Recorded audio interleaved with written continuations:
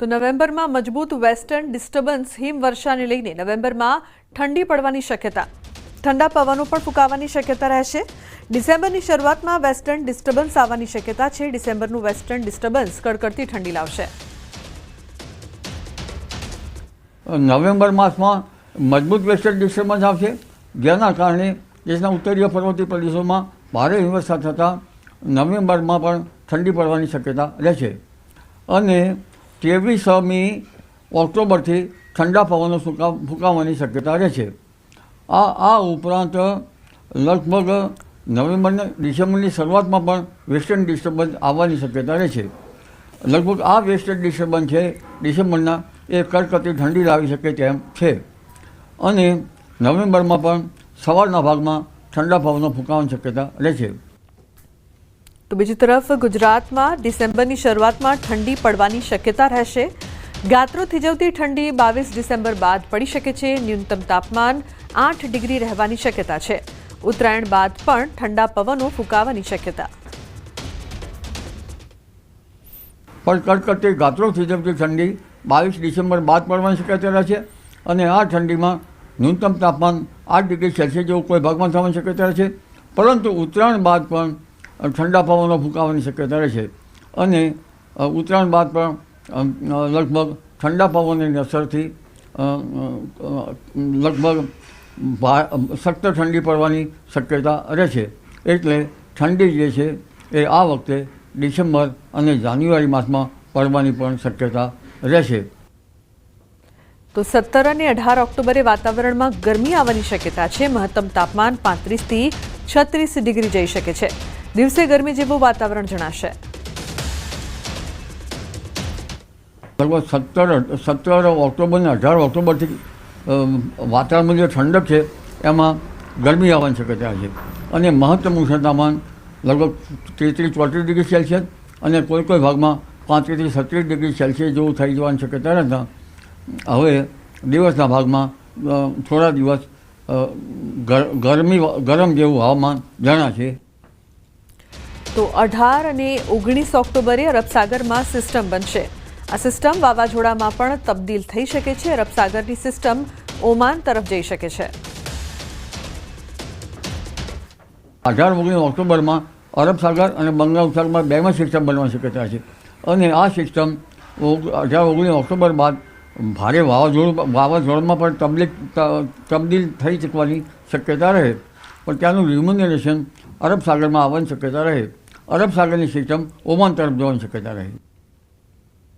તો સુરતના અલથાણ વિસ્તારમાં લાગી આગ, ખુલ્લા પ્લોટમાં કચરાના ઢગલામાં લાગી ભીષણ આગ। નારિયેળના વૃક્ષ ઉપર સુધી આગ લાગી હતી। કચરાના ઢગલામાં આગ લાગતા વેસુ અને અલથાણથી ફાયર ફાઇટરના જવાનો ઘટના સ્થળે પહોંચ્યા। હાલ ફટાકડાના કારણે આગ લાગી હોય તેવું અનુમાન છે। નારિયેળના વૃક્ષ ઉપર પણ આગ લાગતા ફાયર વિભાગ દ્વારા અનુમાન લગાવવામાં આવી રહ્યું છે આ ફટાકડાના કારણે આગ લાગી હોઈ શકે છે।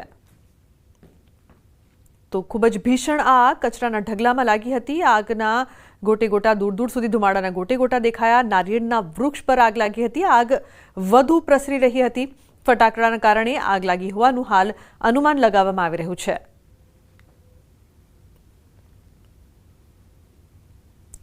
જૂનાગઢમાં નદીમાં નહાવા જવું ભારે પડ્યું। નદીમાં ડૂબી જતા સગીરનું મોત થયું। કેશોદના અગતરાય ગામની નદીમાં આ ઘટના બની છે। ઊંડા પાણીમાં થયો ગરકાવ। 16 વર્ષીય સગીર નદીમાં નહાવા ગયો હતો। યાજ્ઞિક ગઢિયાનું ડૂબી જવાથી મોત થયું। હાલ પોલીસે આગળની તપાસ હાથ ધરી છે। તો બીજી તરફ અમદાવાદ કચ્છ હાઈવે પર મોડી રાત્રે અકસ્માતમાં 2 ટ્રેલર સામસામે અથડાતા 2 લોકોને ઈજા પહોંચી છે। ધ્રાંગધ્રાથી કચ્છ તરફ જતા હાઈવે પર સોલડી ગામ પાસે આ ઘટના બની છે। ઇજાગ્રસ્તોને સારવાર અર્થે હોસ્પિટલ ખસેડાયા છે। અકસ્માત સર્જાતા થોડા સમય માટે ટ્રાફિક જામ પણ સર્જાયો હતો।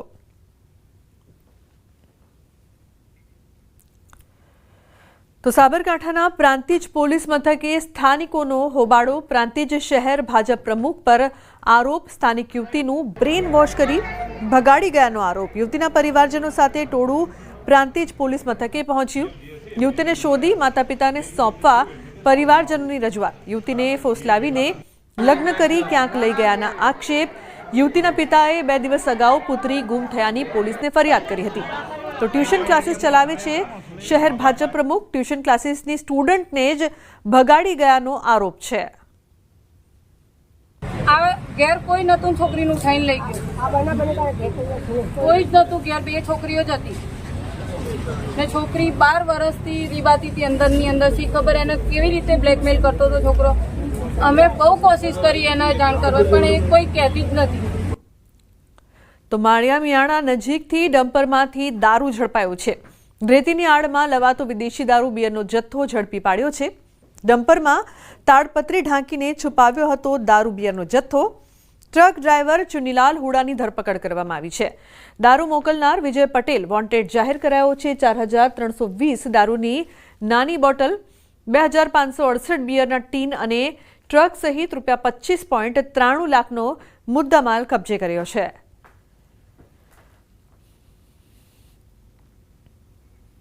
તો વિદેશી દારૂનો જથ્થો ઝડપાયો છે. તાડપત્રી ઢાંકીને દારૂ બિયરનો જથ્થો છે તે છુપાવવામાં આવ્યો હતો. 4320 દારૂની નાની બોટલો ઝડપાઈ છે. તો 25.93 લાખનો મુદ્દામાલ છે તે કબજે કરવામાં આવ્યો છે. સુરેન્દ્રનગરના વઢવાણમાં પીવાના પાણીને લઈને વિરોધ થઈ રહ્યો છે. 80 ફૂટ રોડ પરથી 4 થી 5 સોસાયટીના લોકોને પીવાનું પાણી ન મળતા વિરોધ નોંધાવ્યો છે. મનપા દ્વારા પીવાનું પાણી પૂરું પાડવામાં ન આવતા લોકો રસ્તા પર ઉતર્યા. છેલ્લા 8 દિવસથી નથી મળી રહ્યું પીવાનું પાણી. રસ્તા પર ચક્કાજામ કરતા પોલીસ બોલાવવાની ફરજ પડી હતી. અનેક વખત તંત્રને રજૂઆત કરવા છતાં ઉકેલ ન આવતા લોકોમાં ભારે રોષ જોવા મળ્યો છે.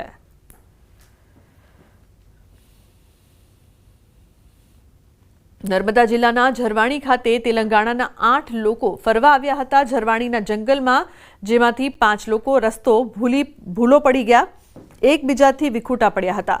જે લોકો અહીં ફરવા આવ્યા હતા તેના ફેમિલીએ હર્ષ સંઘવીને એક્સ પર જાણ કરી હતી. હર્ષ સંઘવીએ એક્સ પર જવાબ આપતા કહ્યું કે ચિંતા ન કરશો, હું અહીં ડીજીપીને કહું છું. ગણતરીના કલાકોમાં પોલીસ અને કેવડિયા વન વિભાગની ટીમ દ્વારા આ લોકોને શોધી કાઢ્યા હતા. તેલંગાણાના જે લોકો ખોવાયા હતા તેના ફેમિલીના મેમ્બર દ્વારા ગૃહમંત્રી હર્ષ સંઘવીનો એક્સ પર આભાર માન્યો. आज सुबह ट्रैकिंग के लिए तुंगा हिल आके खो गए थे हम लोग. तो forest department and police department इधर वाले लोग बहुत हेल्प किए थे हमको और एक लोकल आदमी को ऊपर तुरंत बेच के हमको नीचे लाए थे. Thank you to both of the departments for helping us. Thank તો દિવાળીના તહેવારને લઈને લાંબા રૂટની ટ્રેનોમાં વેટિંગ. ઉત્તર ભારત જતી ટ્રેનોમાં બુકિંગ ફૂલ થઈ છે. રેલવે વિભાગ વેટિંગ લિસ્ટ પર નજર રાખી રહ્યું છે. વતન જવા લોકોનું advance booking. Ahmedabad Howrah route પર વિશેષ ટ્રેન દોડાવવાની માંગ કરવામાં આવી છે. અમદાવાદ પટના, અમદાવાદ ગ્વાલિયર રૂટ સહિત જે રૂટ પર ટ્રેનમાં વેટિંગ લિસ્ટ વધી રહ્યું છે ત્યાં વિશેષ ટ્રેન દોડાવવાની માંગ કરવામાં આવી રહી છે. હાવડા તરફ છે, અમદાવાદ હાવડા છે, અમદાવાદ પુરી છે, અમદાવાદ પટના છે, પછી ગાંધીધામ ભાગલપુર સાઈડ છે. એવી ઘણી બધી સાબરમતી પટના છે, સાબરમતી ગ્વાલિયર છે. એવા જે રૂટ જે છે જે બીઝી રૂટ પર છે એ રૂટ પર અમદાવાદ ડિવિઝને ડિમાન્ડ રાખી છે. પશ્ચિમ રેલવે હેડક્વાર્ટર છે. એવી ડિમાન્ડ ત્યાંથી ફૂલફિલ થશે, નોટિફિકેશન ઇસ્યુ થશે તો અમે અહીંથી ગાડી ચલાવશું.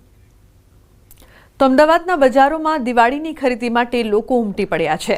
શહેરના લાલ દરવાજા, ઢાલગરવાડ અને 3 દરવાજામાં લોકોની ભારે ભીડ જોવા મળી. ન માત્ર અમદાવાદના પરંતુ બહારગામથી પણ લોકો અહીં ખરીદી કરવા માટે આવે છે. લાલ દરવાજામાં લોકોને તેના બજેટમાં અને ઓછા ખર્ચે સારામાં સારી વસ્તુ મળી રહેતી હોવાથી લોકોની પહેલી પસંદ લાલ દરવાજા જ હોય છે. ગૃહ સુશોભનની ચીજવસ્તુઓ, બૂટ, ચંપલ, કપડાં સહિતની દરેક વસ્તુઓ અહીં મળી રહે છે.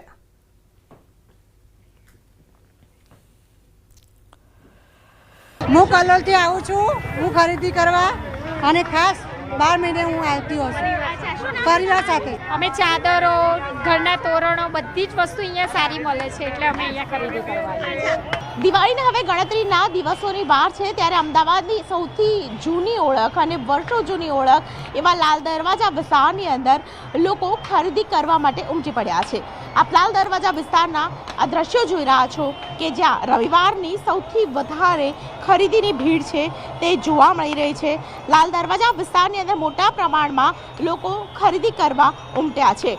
વર્ષોથી અહીં દિવાળીના સમયે મોટા પ્રમાણે લોકો ખરીદી કરવા આવતા હોય છે ત્યારે આ વર્ષે પણ જે પ્રકારની ભીડ જોવા મળી રહી છે તે પ્રમાણે લાગી રહ્યું છે કે લોકોમાં દિવાળીની ખરીદીનો બમણો ઉત્સાહ જોવા મળી રહ્યો છે. લોકો ધામધૂમથી દિવાળીનો પર્વ મનાવવા માટે ખરીદી કરવા લાગ્યા છે. અમદાવાદના ખૂબ જ જાણીતા લાલ દરવાજા વિસ્તારની અંદર બજારમાં ખરીદી માટે જાણે કે માનવ મહેરામણ ઉભરાયું હોય તેવા દ્રશ્યો છે તે જોવા મળી રહ્યા છે. સૌથી મહત્વની વાત એ છે કે લાલ દરવાજા વિસ્તાર ઓપન મોલ હોય તે રીતે ચિક્કાર ભીડ હાલ જોવા મળી રહી છે. પગ પણ ન મુકાય તે પ્રકારની પરિસ્થિતિ છે. તેમાં પણ ભદ્ર મંદિર, 3 દરવાજા અને ઢાલગરવાડ વિસ્તારની અંદર ખરીદી કરવા માટે મોટી સંખ્યાની અંદર લોકો છે તે ઉમટી રહ્યા છે. મહત્વની વાત છે કે કોઈ પણ વસ્તુના ભાવ સામાન્ય વર્ગને પણ પરવડે તેવા ही હોય છે અને તેને કારણે સસ્તા ભાવે વસ્તુ મળવાને કારણે લોકોની માન્યતા છે કે અહીં સૌથી વધારે સારી વસ્તુઓ સસ્તા ભાવે મળી જાય છે. ગૃહ સુશોભનની ચીજ હોય, બૂટ ચપ્પલ હોય કે કપડાની ખરીદી હોય, તમામ વસ્તુઓ છે તે લેવા માટે અહીં લોકો ખાસ પ્રકારે આવતા હોય છે અને બિલ વિનાના સામાનને કારણે ગ્રાહકો છે તે સસ્તા ભાવે છે અહીં ખરીદી કરતા